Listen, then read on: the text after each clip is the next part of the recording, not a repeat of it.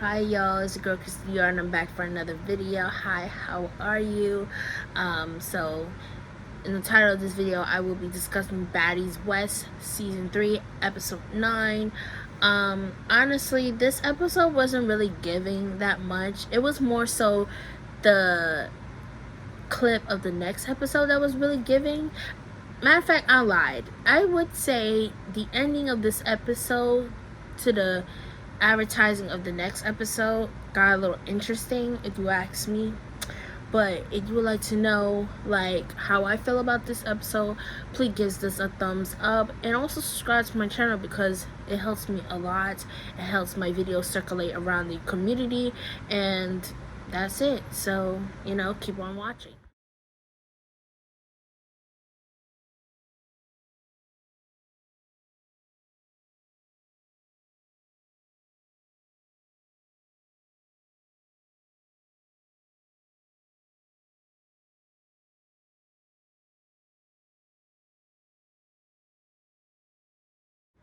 Alright, so this episode starts like any other episode that I had, started with the last episode. So it continues on from the last episode. Everyone is together in the living room discussing about how whatever people are should get paid more, wherever it's the host or the performer, how they're going to split $20,000 by 11 people. Lo explains that everyone should be paid equally. Like, everyone had their different opinions as far as like whether people should get paid the same or get more from the other person. Kat explains that the way hosting works, hosts get paid based on their experience. Based on like where they come from, their experience. The more experience that you have, your rate goes up. You get paid more. And from the things, Tommy was not trying to listen. She was on 10. Like, she was not trying to listen. She feels like they're just complaining and trying to get their way. But neither parties is not really trying to listen to each other at this point. So Natalie asks Stunner if a performer should get paid more than a host. Stunner says the performer should get paid more. She also said in her confessional, a performer does more than a host. If you're not, sweating bullets, if you're not saying all this stuff, then you should not get paid the same as me. But that's just her opinion. Natalie goes on to ask Razor. Razor pretty much said that they should get a decent percentage. I don't know what a decent percentage means in her case, but it sounds like it's more than an average host. Natalie's just taking turns with everybody on whatever a host should get paid more than a performer. A performer should get paid than a host, or you should get paid the same. In conclusion, the performers get $2,500 each, and everyone else gets $1,200 each. I feel like that is an insult to me. That's a slap in the face. Because if the money would have been split evenly with all 11 girls, they would have walked out with $1,800. Me personally, I would rather walked out with $1,800 with $1,200. You get what I'm saying? And I feel like, no disrespect, I feel like Tommy and Natalie are getting more profit than the other girls. They're acting like it's just $20,000. I'm pretty sure they talk to the people at the club and be like, listen, give me extra money on the side, but just don't tell the girls, just give it to me. Like, that's what it's giving. So after that, everyone get their money and stuff. Everyone gets on the bus and gets to the club. Yeah, that's pretty much it. They get to the club. So Kershawn eventually joins them. She says in her confessional that the reason why that she's been absent from the show is because she had to take care of business as far as with Blueface. Me personally, Kershawn, I feel like your man is a user. Your man is literally reaping off benefits off of you. You should not risk your bag or miss out on opportunities because of your man. Like, girl, your man is literally disrespecting you, cheating on you, left and right, and yet he's reaping off of you. He's using whatever money that you whatever comes inside your pocket. Like, girl, do not ever let nobody mess up your bag, even if it's your man. Like, don't do that. Like, so then everyone's at the club. They're having fun. Natalie's hosting. I low-key hate when she hosts, because she be like, Baddies West. Shut the hell up, Natalie. Like, you sound stupid. Like, but whatever. Tommy's having the time of her life. Like, she's engaging with the crowd. She even go on surfing with them. So, everyone's performing. Rolly explains when she starts performing, Tommy ends up slapping a fan, but she didn't really know what was going on because she's too busy performing.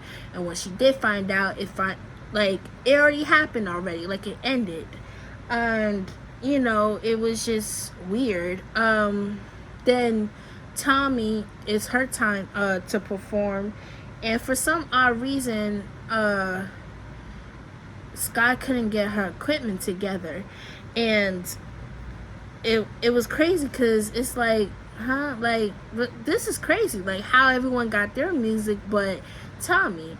I did miss out. Krishan did perform. It was Rolly, then it was Krishan, and then it was Tommy. I feel like if Stunner was there, I think she would have had performed first, or maybe after Rolly. I don't know. So yeah, they left. Tommy in the confessional said that she was embarrassed because she didn't understand why Sky equipment wasn't working, like all that stuff. She was saying, if I had to make her own beat, I would, and that pretty much ends the scene from there. So it's the next morning. Tommy, Natalie, and Rolly are outside talking about last night and how Tommy slapped the fan. Pretty much all the scenes that all the girls talking, that's mostly what they were saying. Tommy was frustrated about Sky as far as with the equipment. Natalie said that before they even stepped inside the club, she did ask Sky if she was going to bring her own equipment, and Sky said no, she wasn't. She was going to use club. Now, you can't trust the club equipment because it can be a hit or miss. So just, you can't just trust the club equipment. You gotta bring your own equipment just in case stuff like this happen. So they was just talking about it, and that ends their scene, and it goes into the scene with Biggie and Kat. Honestly, Low and Razor ends up coming, and they talking about the same thing. They're talking about how fun the club was, everyone was happy, they're turning up, and as far as with Tommy slapping the fan,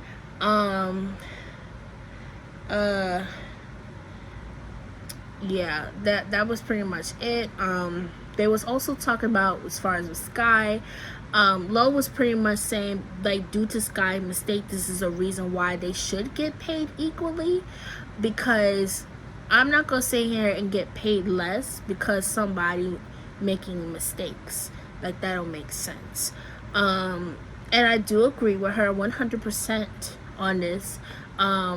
Because a DJ messed up or a host can't get their stuff together, my rate is going down for some odd reason. But that's pretty much it. Then that scene ends. Stunna and Krishan are literally talking with each other. It looks like they're on like a railroad, not a railroad, like a path, like a road, and they're like talking with each other. So Stunna is given like the, everything that's going on since Krishan was absent, and I see how they're bonding. They're bonding on like they're the young girls, and pretty much they're targets. They're targets of like people that are talked at and not talked to. If that make so pretty much what that means is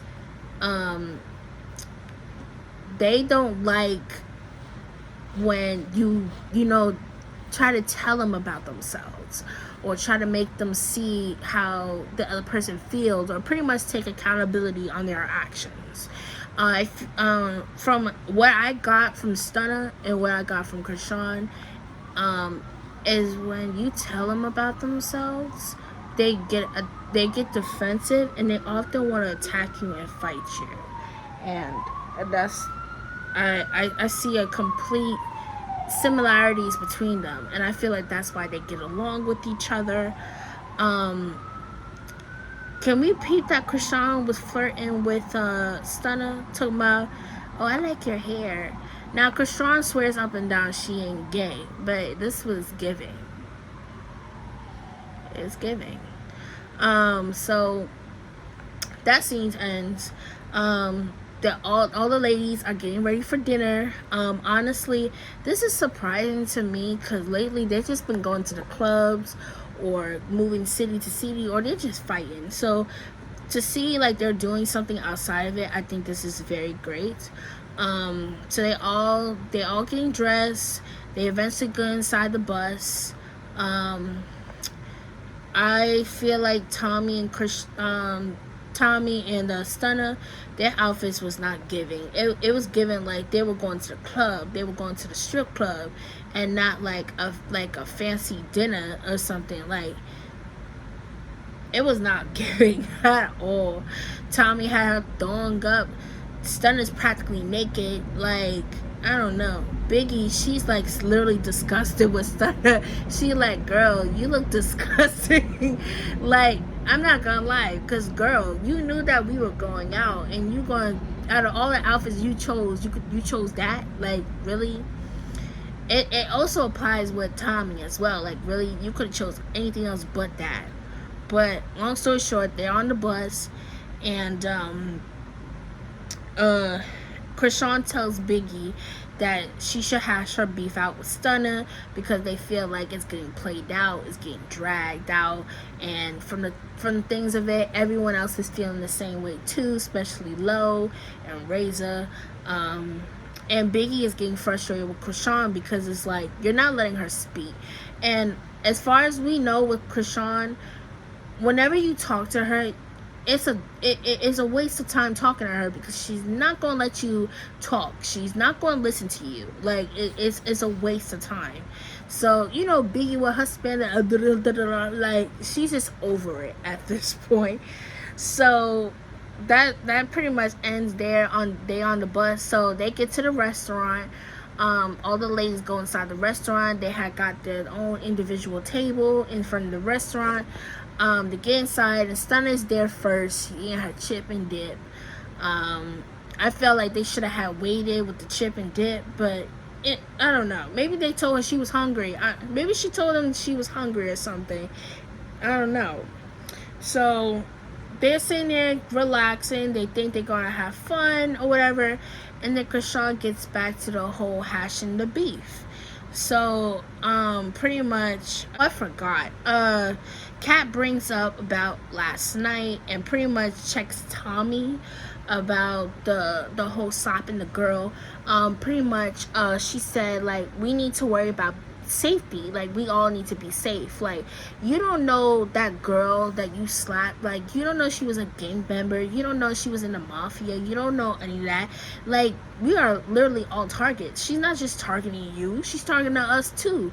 And I can never agree with Kat more, and I see like there's maturity in her because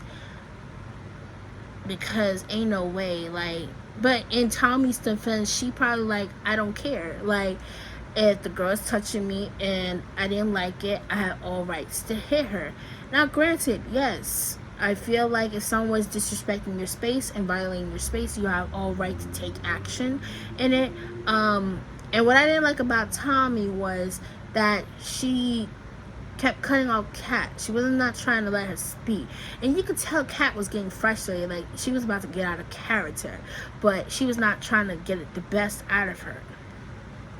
So that pretty much was it. She was trying to explain her point. Tommy was low-key trying to explain her point, but she wasn't really trying to listen to her. But that was pretty much it. but back to what I was saying in the girls in the restaurant, they was trying to figure out like what's Biggie's issue with Stunna.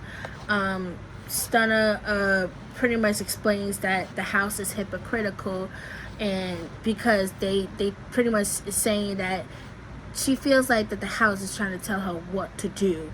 And in a sense, I don't feel like they were trying to tell her what to do.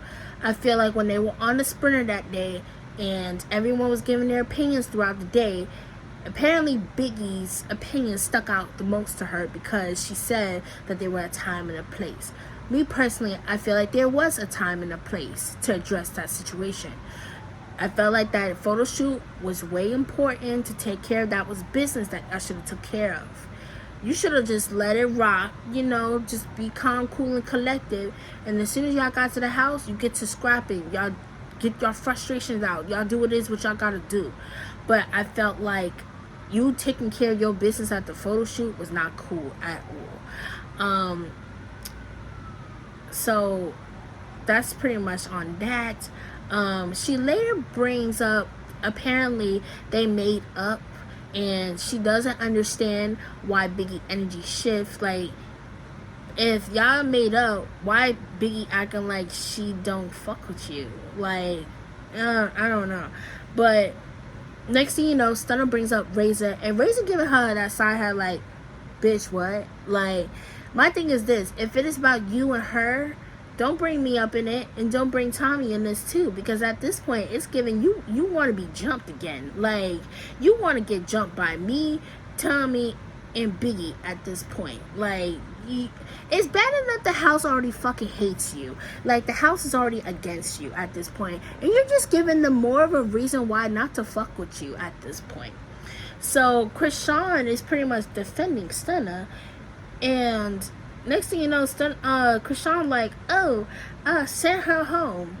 Now I'm laughing because it's like, who gave authority to Krishan that she could send people home? Like, girl, you was barely on this show, and as soon as you come back on this show, you think you have the right to send people home? Like, girl, bye. I didn't understand. She like, oh, you need to send Stunna home, and I feel like Stunna should get sent home, and because I feel like the more she's there, she's creating problems in the house. And from what I'm seeing, people have their different views and opinions on it. Stunna is not the problem. Stunna is the problem. Me personally, she is a problem because she just cannot take accountability. She does not like being told about herself, and as far as with her behavior, she be quick to sneak people. She does not fight fair. She will literally blindside you when you're least expecting it, and then want to play victim as if she did not do it. Oh, I don't know what you're talking about. Like, you're not on television. Like you don't got cameras around you. But that's pretty much it on the episode. Now, what gets interesting on this next episode? So apparently they do a booking after the restaurant. Well, let's start over. So the restaurant, they're still in the restaurant. Biggie's just over it, and then they eventually get to a booking. They're having fun. Then next thing you know, Nally starts talking crazy to Krishan. I think this is where we saw on Instagram Live that Krishan literally punched Nally in the face. Next thing you know, Nally goes batshit crazy and be like, yo, get her outside. Like, da-da-da-da. Krishan is upset. Now she's like, oh, I want to go outside. Scotty, being the friend that she is, checking on her friend Nally, and she ends up getting her ass whooped. Now, I'm not gonna lie, Natalie is smoking donuts at this point, because why would you attack Scotty? If you're mad at Krishan, why are you attacking Scotty? And then later on, Rolly got into Scotty's ass and be like, that is not your friend. Your friend just literally whooped your ass, and she don't care about you. Like, this should have been an eye-opener for you. But that's pretty much it. Like, I'm not gonna lie, as far as this last part, I was all over the place.